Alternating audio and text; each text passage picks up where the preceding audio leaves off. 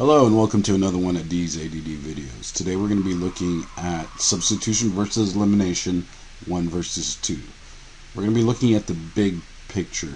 A lot of people spend so much time on the individual details of these reactions that they lose sight of how to determine which one is which for what situation. So don't get too caught up in the details and lose sight of the big picture. So we're going to start off by looking at what the difference in the two bonds are, or reactions. So we're going to have a look at a substitution. Basically, a substitution will be something like this, in which you have a it's a little big. A compound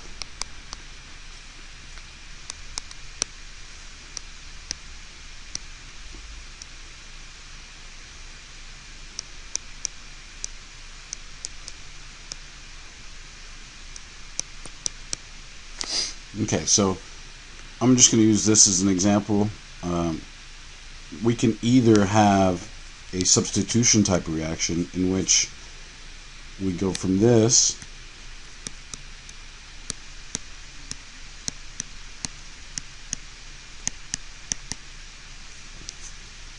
to this,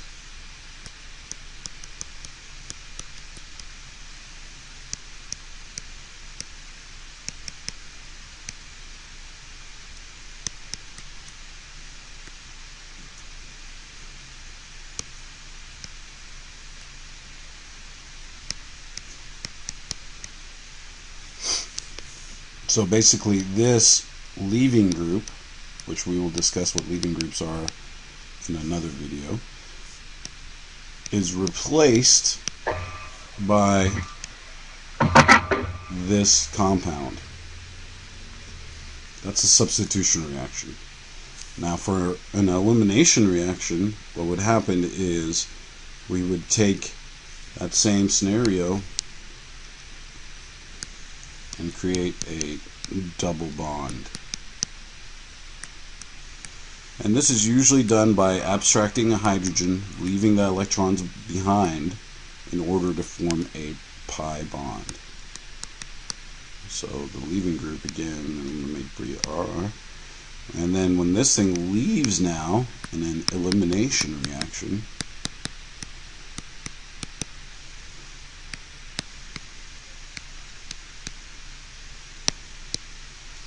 what happens is you take away an adjacent hydrogen,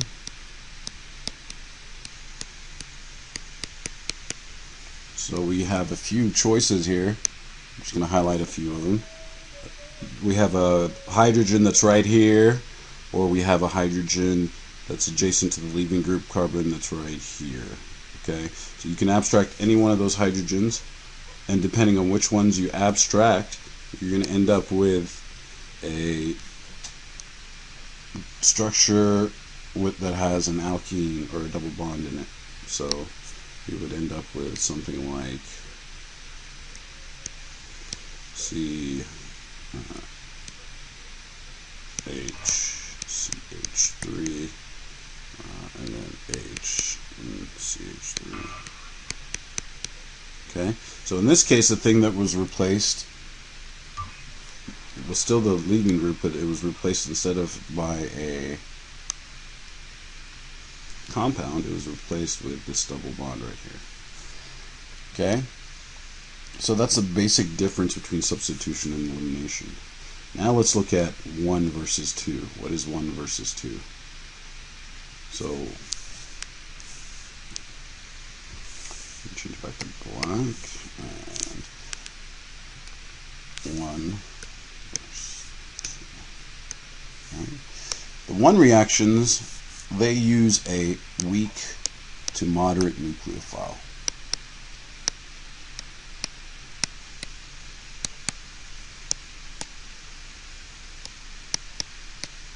Or it could be a base, depending on whether it's an elimination or a substitution. So, or base. And we know it's moderate because you'll see an alcohol, for instance. Okay, sometimes you'll see you know, methanol or ethanol or something like that. These are weak attackers, so they're going to undergo what's called a solvolysis reaction. And solvolysis reaction is basically when the solvent does the work.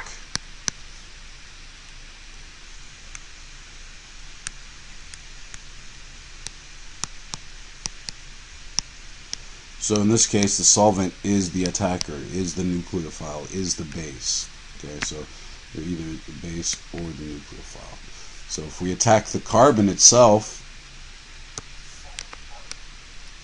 it's called a nucleophile.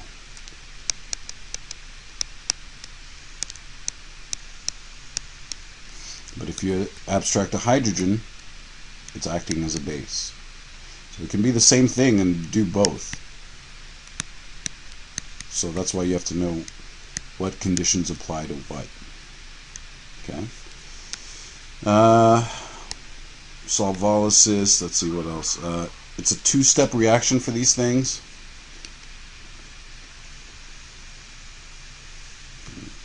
Not sure why I underlined that. Oop, didn't mean to do that either. So,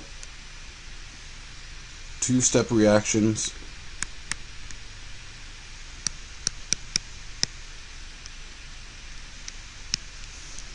The first step is form your carbocation.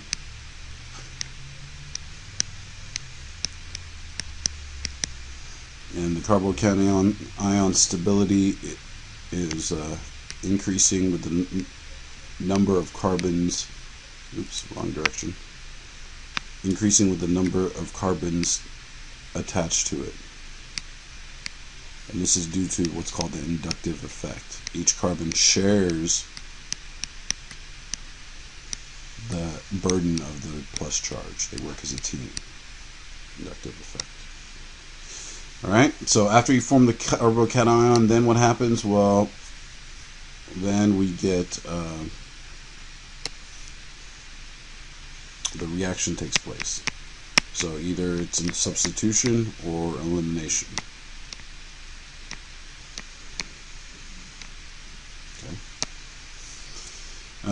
Also, because the reaction is an E1, the kinetics are only dependent on your electrophile, the thing you're attacking. So,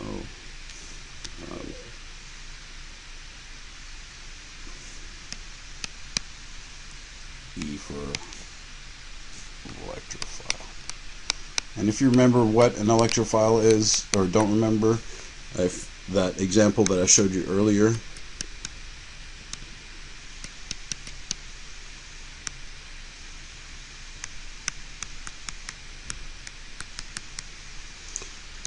this bromine right here is very electronegative compared to that carbon. So what happens is it pulls the electron density around the bromine and makes this partially negative. As a result, this carbon becomes partially positive and really wants electrons at that point. So therefore it's called an electrophile. Okay. Alright, so that's a rate. I believe I've covered everything for the ones. Two-step reaction, weak to moderate nucleophile. Now let's look at the two reactions. So the two reactions are going to have, I'll do that in blue so you know it's different there. We're going to have a concerted reaction, and we're going to form a transition state.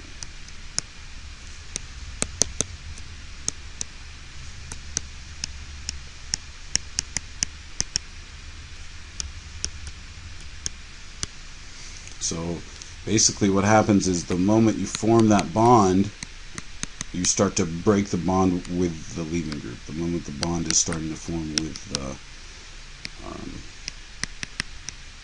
electrophile.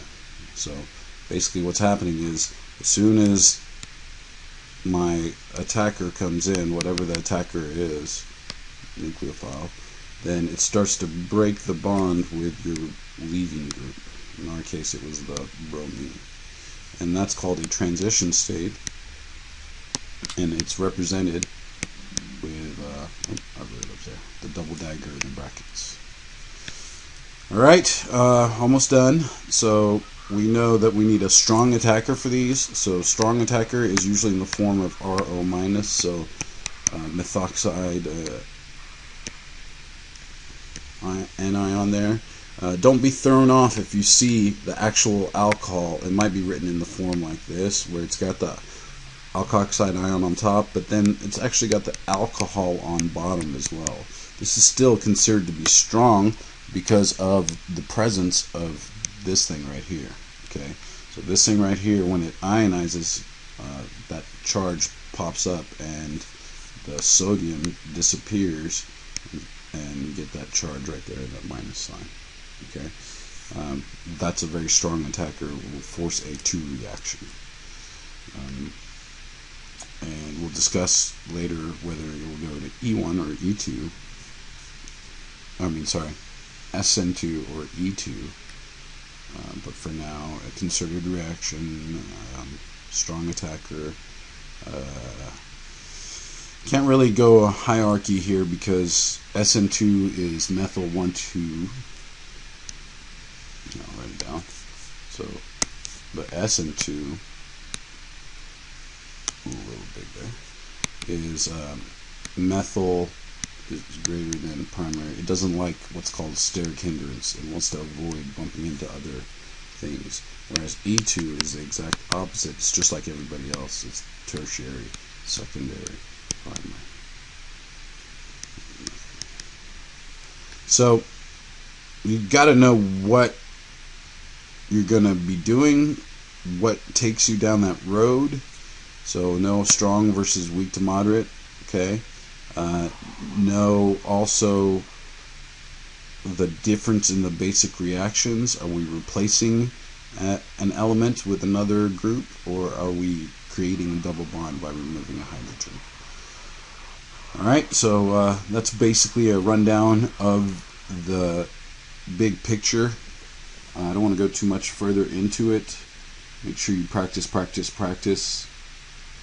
Learn to see not only the beauty of one tree, but appreciate the beauty of the entire forest. A little wisdom for you. So thank you and have a nice day.